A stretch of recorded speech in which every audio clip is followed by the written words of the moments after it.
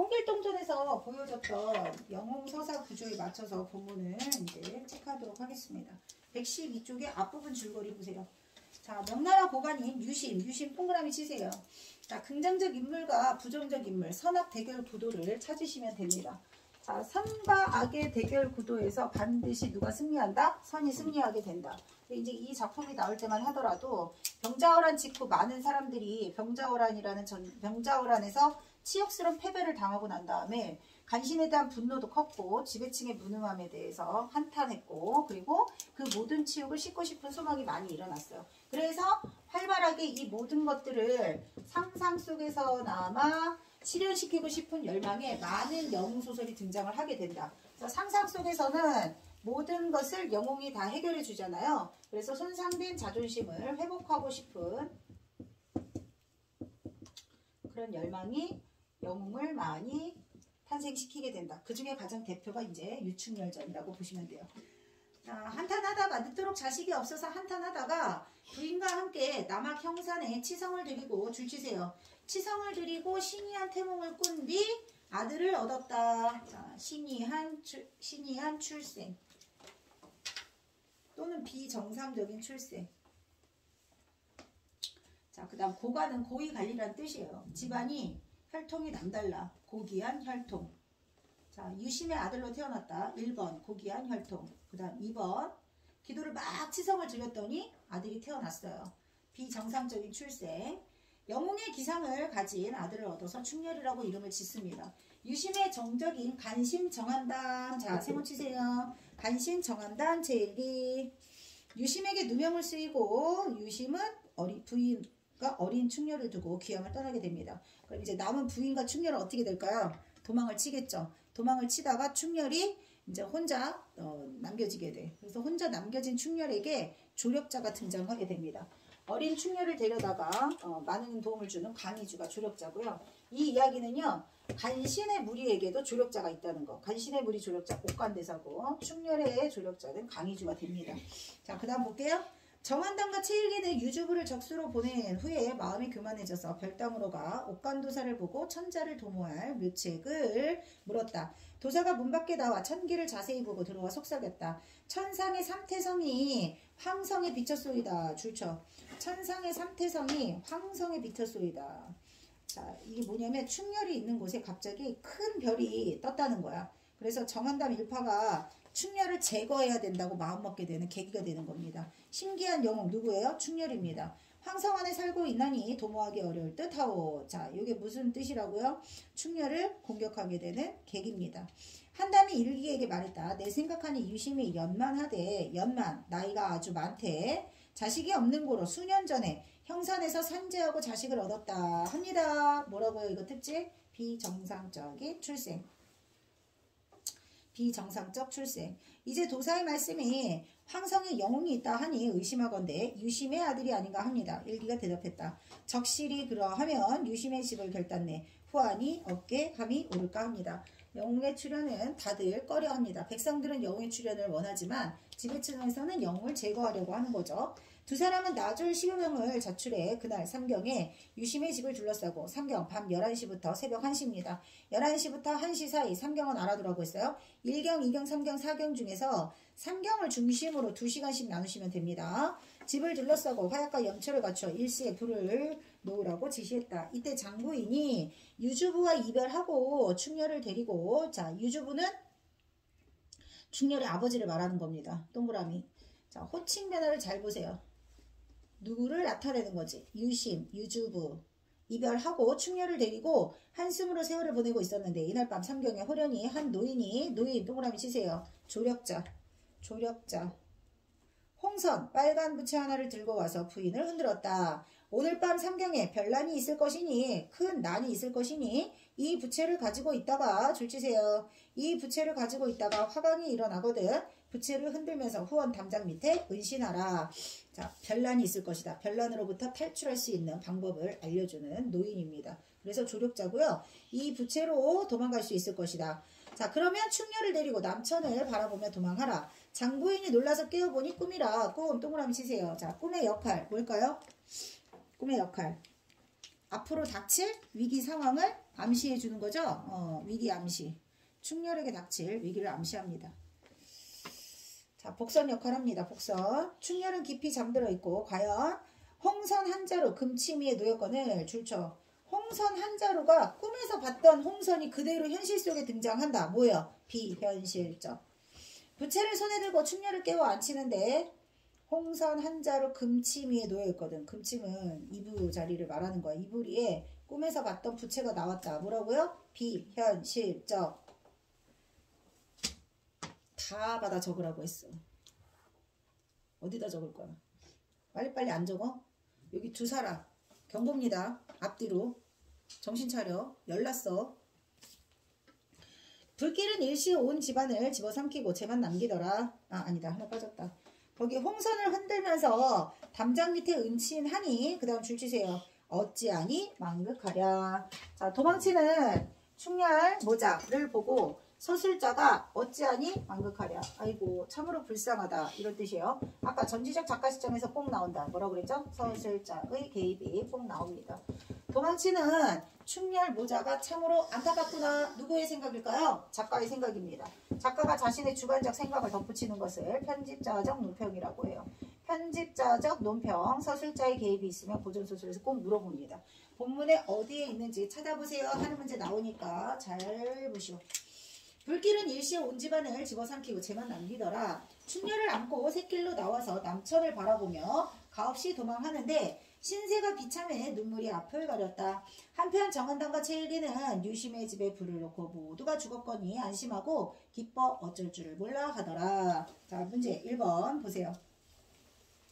자, 윗글에 대한 설명으로 적절하지 않은 것은 2번입니다. 내적 갈등 아니고 뭐예요? 외적 갈등입니다. 나머지 별표. 선악대리 줄 치시고 전기적 동그라미 치시고 자, 인물의 발화를 통해서 인물이 하는 말을 통해서 사건 전개 암시 줄쳐. 사건 전개 암시. 신기한 영웅 하나가 횡성에 살고 있다는 소식을 듣고 어떻게 했어요? 그들을 없애자라고 얘기했죠. 충렬에게 위기가 닥칠 것을 암시한다.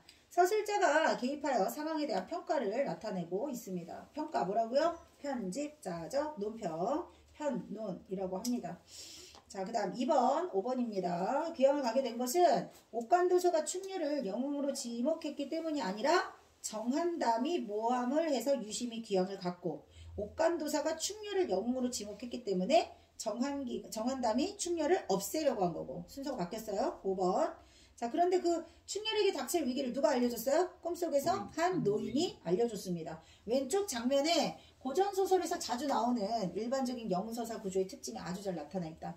그 다음 3번 별표 5번입니다. 충렬이 불길에 휩싸인 집에서 벗어나 목숨을 구하는 것은 어릴 때 위기. 성장 후 아니고 어릴 때 위기. 성장 후에는 전쟁이 계속 나는 것. 국가적 환란에서 천자를 보호하는 것.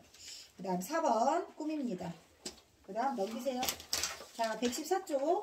정한담의 지시를 받은 도적들에게 장부인은 끌려가고요. 자, 정한담 세모, 도적들 세모.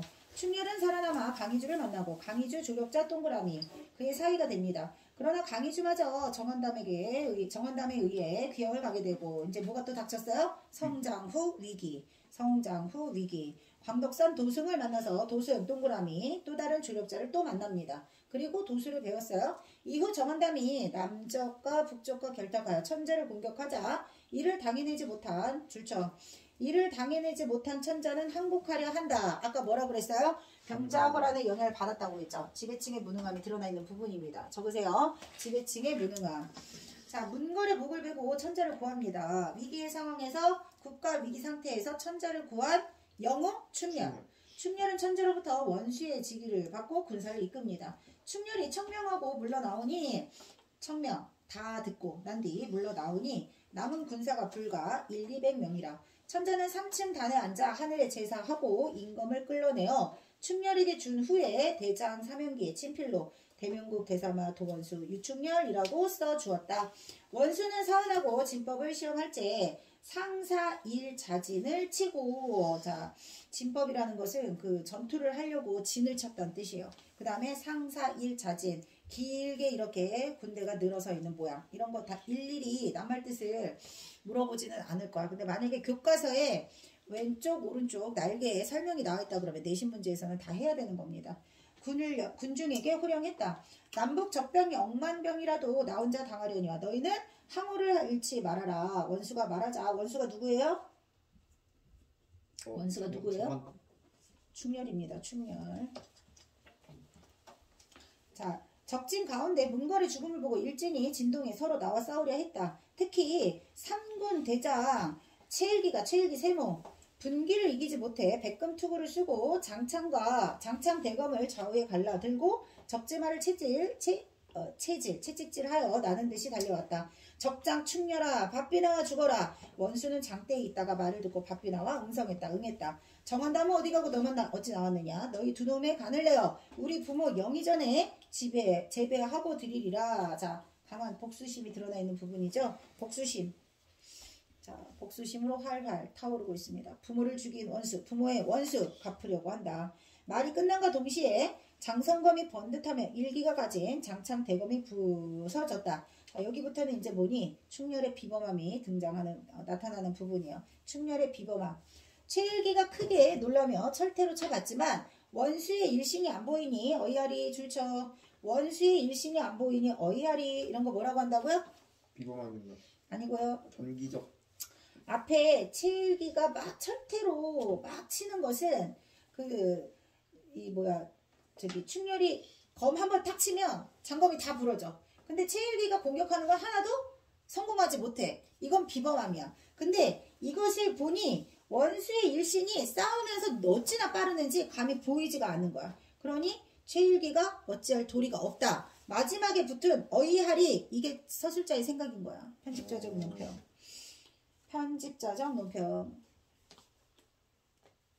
적진 중에서 옥관도사 싸움을 구경하다가 크게 놀라 급히 쟁을 쳐 불러 모으니 일기가 겨우 본진으로 돌아와 정신을 잃었는지라. 그래서 충렬이 최일기를 그냥 아주 일망타진하게 되는 장면입니다. 원수는 북쪽 선봉 마룡을 죽이고 공중에서 소리쳤다. 자, 공중으로 막 날아올랐어. 공중으로 날아올랐다. 뭐예요? 비범함. 그걸 잘 읽어야 됩니다. 공중으로 뛰어오른 거 원수. 왜 원수라고 하냐면 관직명이라고 보면 돼. 옛날에는 인물의 이름이 있지만 인물 이름을 부르지 않은 거야. 뭐 중군장, 대장군, 원수, 대원수 이렇게 호칭으로 부르는 거예요. 그래서 호칭을 보고 누군지를 구별하는 문제가 반드시 나온다. 알았죠? 동그라미 세모 치는 연습을 계속 하셔야 돼요. 목소리만 들리고 모습은 보이지 않으니까 군사들이 혼란에 빠졌고 한담은 용상을 치며 소리쳤다. 억만 군 중에 충렬을 잡을 자가 없느냐? 한담이 직접 나서려고 하자 최일기가 급히 만류했다. 대장은 아직 참으소서. 대장은 누구야? 한담. 소장은 누구야? 최일기. 이렇게 되는 거라고. 대장 밑에 소장이잖아. 최일기가 지금 정한담한테 얘기하는 거야. 기운을 차린 최일기는 말에 다시 올라 나는 듯이 달려들어 소리쳤다. 적장 충렬은 어제 미결한 싸움을 결단하자. 원수는 적진을 보라보고 나는 듯이 들어가 혼신이 일광되어 가는 줄을 모른다. 원수는 장성검을 휘둘러 일기의 머리를 한 칼에 베었습니다. 원수는 뱀 머리를 칼끝에 꿰어들고 천자 전에 바쳤다. 그래서 적장을 처단하고 복수하는 충렬의 모습이 나타나 있다. 그럼 가운데 스킬박스 보세요. 자, 영웅적 인물 충렬과 적대적 관계는 누구예요? 정한담, 최일기, 도적들, 문걸. 그 다음에 조력자는 누구예요? 강희주, 강덕상, 도승 등에게 도수를 배우고 이런다. 자, 그 다음에 천자가 적에게 항복하려 하는 거, 인조가 청나라에 항복하려 했던 거, 둘 다 뭘 나타낸다. 반란군을 응징하는 것을 통해 줄쳐 병자호란에 대한 패배에 대한 민족적 울분과 복수심. 별표 쳐라. 병자호란 패배에 대한 울분과 복수심을 표출하고 자긍심을 회복하기 위한 민중의 심리가 반영된 소설. 밑에 연계작품 적으세요. 박시전. 그래서 3학년 때 박시전 배우면 유충열전과 연계되는 작품이고 중학교 시험 문제는 박시전, 유충열전은 언제 나온다고? 고등부 문제로 반드시 출제됩니다. 자, 5번 적절하지 않은 것은 3번이다. 억만 군 중에 충렬을 잡을 자가 없느냐라고 화를 냈죠. 보상 아니고요. 그 다음 6번, 3번 전기성, 영웅소설에서 꼭 빠지지 않고 나온다. 그 다음 7번 밑줄 친 부분의 서술 방식이 뭐예요? 편집자적 논평. 편론 찾으면 된다 그랬어요. 3번에서 아까 어디 있다 그랬어? 어이아리. 아무리 뛰어난 장수가 나온다 한들 원수를 대적할 자 없다. 뭐 이런 뜻이겠죠. 3번. 그 다음 8번. 자, 보기 별표라고 했습니다. 자, 유충렬이 호국과의 전쟁에서 승리한다. 줄쳐. 호국과의 전쟁에서 승리한다. 이것은 뭘 반영한 거라고요? 병자호란의 패배를 복수하고 싶은 심리에서 여기서 말하는 호국이 오랑캐 국가를 말하는 거야. 오랑캐. 자, 그리고 고통과 패배 의식을 소설을 통해 극복하려는 의도. 다시 말하면 복수하고 싶은 거야. 복수하고 싶다. 치욕을 씻고 싶다. 같은 말이에요. 고통과 패배 의식을 극복하려고 하는 거고요. 무능한 왕권에 대한 비판 줄치시고, 그 다음에 권력을 잃은 계층이 자신의 지위를 만회해 보려는 꿈.